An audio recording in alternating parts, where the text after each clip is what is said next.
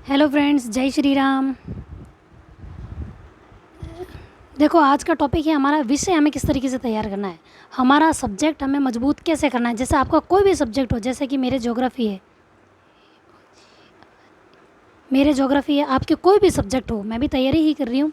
तो देखो, कोई भी सब्जेक्ट हो तो उसको हमें तैयार कैसे करना चाहिए। अगर आपके ऑनलाइन लिया हुआ है कोर्स, या फिर कोई भी ऑफलाइन भी क्यों ना हो, ऑनलाइन हो या ऑफलाइन हो,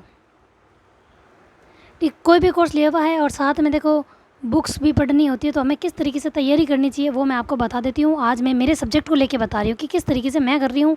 आप अगर चाहो तो आप इस तरीके से कर सकते हो, सब्जेक्ट मजबूत हो जाएगा। देखो, मैंने ऑनलाइन कोर्स ले रखा है कुलदीप सर का, कुलदीप यादव। मैंने इन सर का ऑनलाइन कोर्स ले रखा है ज्योग्राफी का। तो मैं किस तरीके से करूँगी, देखो सबसे पहले मैं क्या कर रही हूँ, इसकी पीडीएफ निकाल रही हूँ। अभी मेरे पास पीडीएफ सारी कंप्लीट आई नहीं है, मतलब दी हुई है, हुई नहीं है। तब तक मैंने, ऐसा नहीं है कि मैंने इसको लिखा नहीं था, मैंने कुछ इसके नोट्स बनाए। मैंने कहा जब तक नहीं आ रही है, देखो किसी को नोट्स बनाने थे वो बना सकते हैं, जैसे मैंने भी कुछ बनाए थे। ये देखो कुछ नोट्स मैंने बनाए थे, जैसे कि कुछ चीज़ें मैं मैपिंग में पहले ही कर लेती हूँ। हाँ भाई, इस तरीके से क्यों, हमें मैप का नॉलेज होना चाहिए अगर हम बना रहे हैं ना, तो उसके साथ अगर हमें मैप का नॉलेज होना चाहिए। मैप के लिए कौन सी बुक्स वगैरह पढ़नी चाहिए वो भी मैं बता दूँगी। देखो, सारे नोट्स तो मैंने नहीं बनाए हैं, कुछ एक नोट्स मैं आपको बता देती हूँ। ये देखो, इस तरीके से क्या हमें पता होना चाहिए कि भाई क्या है, किस तरीके से, मतलब हमें मैप का नॉलेज होना चाहिए ना जब हम ज्योग्राफी पढ़ रहे हैं। तो किस तरीके से हमें तैयारी करनी है वो मैं बता देती हूँ आपको। और साथ में मैं देखो मैप बार बार भरने की प्रैक्टिस भी करती हूँ, ताकि मेरे को नॉलेज रहे, मेरा कुछ सवाल गलत नहीं हो। मैपिंग से अगर ज्योग्राफी पढ़ता है तो बहुत अच्छी हो जाती है। आप अदर भी सब्जेक्ट अपने तरीके से कर सकते हैं, लेकिन सब्जेक्ट करने का तरीका मेरा क्या है वो मैं बता रही हूँ। देखो, मैंने नोट्स इतने बना दिया, मैं नोट्स नहीं बनाने वाली हूँ, क्योंकि देखो समय नहीं मिल रहा है पढ़ने का, और करना ज़रूरी है। क्योंकि जब हमारा कोई एक सब्जेक्ट कंप्लीट होता है ना, तो हमारा रिवीजन का टाइम हमें बढ़ाना पड़ता है, क्योंकि बिना रिवीजन के कोई काम नहीं आएगा। तो मैं पीडीएफ निकाल रही हूँ। पीडीएफ निकालने के बाद मैं क्या करूँगी, सबसे पहले मैं पीडीएफ को रीड करूँगी। रीड करने के बाद में मैं वीडियो देखूँगी सर के, उसी टॉपिक का मैं देखूँगी वीडियो, जितने हो सके कोशिश। देखो, एक बार रीडिंग पढ़ने के बाद अगर जब हम वीडियो देखते हैं ना, तो हमें समझ में आ जाता है कि किस तरीके से करें। वीडियो देखने के बाद मैं वापस से एक बार पीडीएफ को रीड करूँगी। ठीक है, इस तरीके से मैं पहले ये चीज़ कंप्लीट करूँगी। उसके साथ जो टॉपिक मेरा कंप्लीट हो जाता है ना, उस टॉपिक को मैं, ये देखो ऑब्जेक्टिव क्वेश्चन पेपर पूछ रहे थे ना ज्योग्राफी का, तो देखो ये प्रश्न बैंक है मेरे पास, भूगोल का टॉपिक वाइज दिए हुए हैं। तो टॉपिक वाइज मैं इसमें से करूँगी। जो टॉपिक मेरा पीडीएफ से कंप्लीट हो जाता है और मैंने वीडियो सुन लूँगी, उसके बाद मैं यहाँ से उसको एक बार क्वेश्चन पेपर निकालूंगी। और क्वेश्चन पेपर में मिस्टेक तो होगी, ऐसी बात नहीं है कि एक बार में सब तगड़ा हो जाए, हो जाती है गलतियाँ तो इस तरीके से। और क्वेश्चन पेपर कैसे निकालना है वो भी मैं बता दूँगी, लेकिन पहले मैं बता रही हूँ सब्जेक्ट अपन कैसे कर सकते हैं।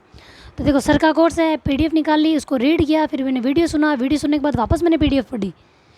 उसके बाद अगर कोई मैपिंग का काम हो ना, कि भी कोई मैप वैप से सर बता रहे हैं कोई भी चीज़, तो देखो ये एटलस आपके पास होना चाहिए। ठीक है, और आप ज़्यादा सारे मैप अपने पास रखो। अगर आप ज्योग्राफी की तैयारी कर रहे हो, देखो उनको भर भर के देखा करो कि आपका कितना सही हो रहा है, कैसे नहीं हो रहा। तो देखो, मैं ये मैप अपने पास रखती हूँ, और ये मेरे पास बुक है। जो चीज़ मैं मैप से देखती हूँ ना, मैं वीडियो वगैरह सुनती हूँ, जैसे मैंने पीडीएफ में देख लिया, उसके बाद मैं इसमें भरने की कोशिश करती हूँ कि मुझे किस तरीके से करना चाहिए मैप में, तो ताकि अच्छे से हो जाए।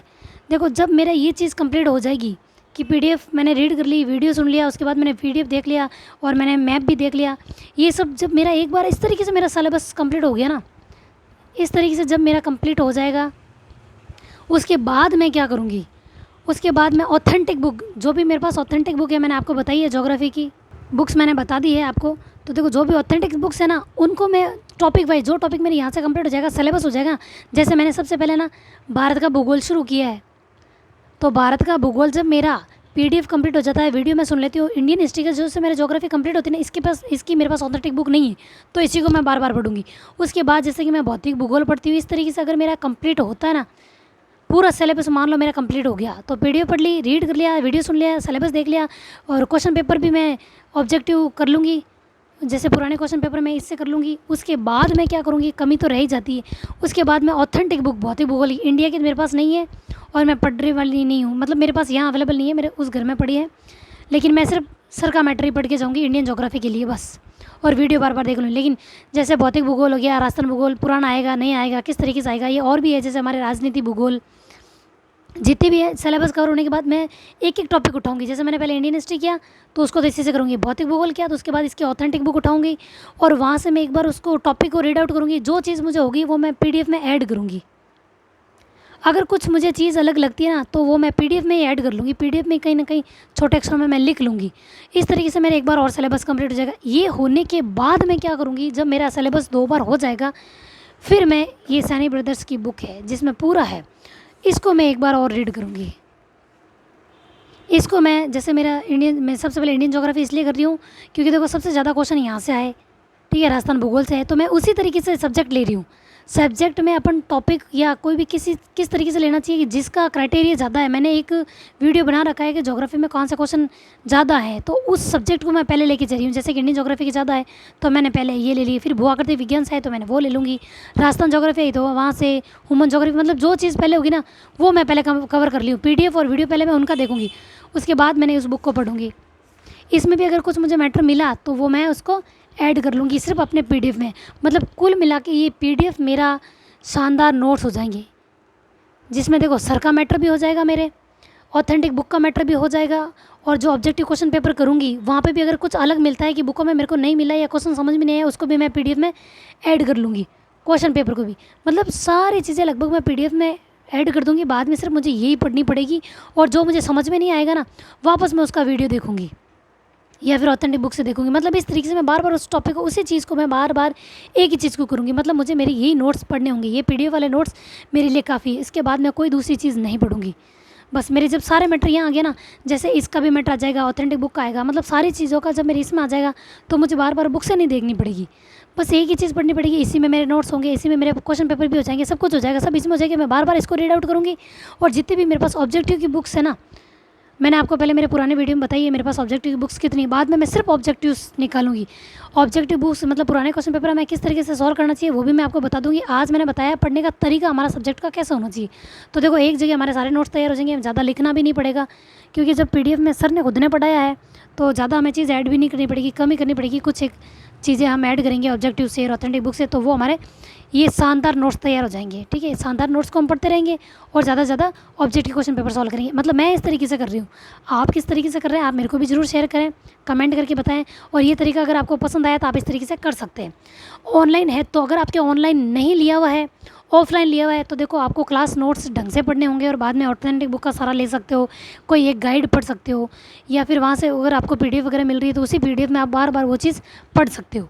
मतलब ये तरीका आप ऑफलाइन में भी अपना सकते हो, ऑफलाइन में भी ये तरीका हो सकता है। और जो ना ऑनलाइन लिया ना ऑफलाइन लिया और सेल्फ स्टडी कर रहे हैं वो क्या करें, देखो सेल्फ स्टडी कर रहे हैं तो कोई भी एक चीज़ सेलेक्ट कर लो, जैसे कोई इंडियन हिस्ट्री या फिजिकल ज्योग्राफी, जो भी आप एक सब्जेक्ट आप उठा रहे हो ना, उसको एक किताब को पहले ढंग से पढ़ लो और उसके नोट्स बना लो।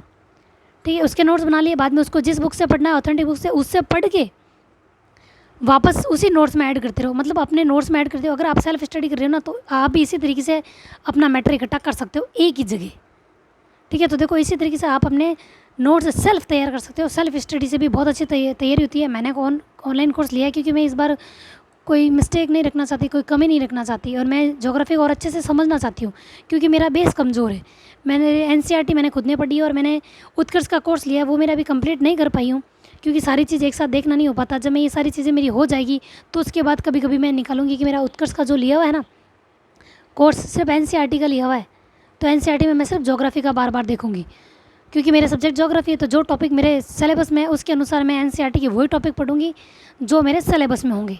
तो इस तरीके से करूँगी और आप भी इस तरीके से देखो नोट्स तैयार करके उसी में सब चीज़ ऐड करके अपने नोट्स को बहुत अच्छा बना सकते हो और बार बार फिर एक ही चीज़ पढ़नी पड़ेगी, हमको अलग अलग बुकों की तरफ नहीं जाना पड़ेगा।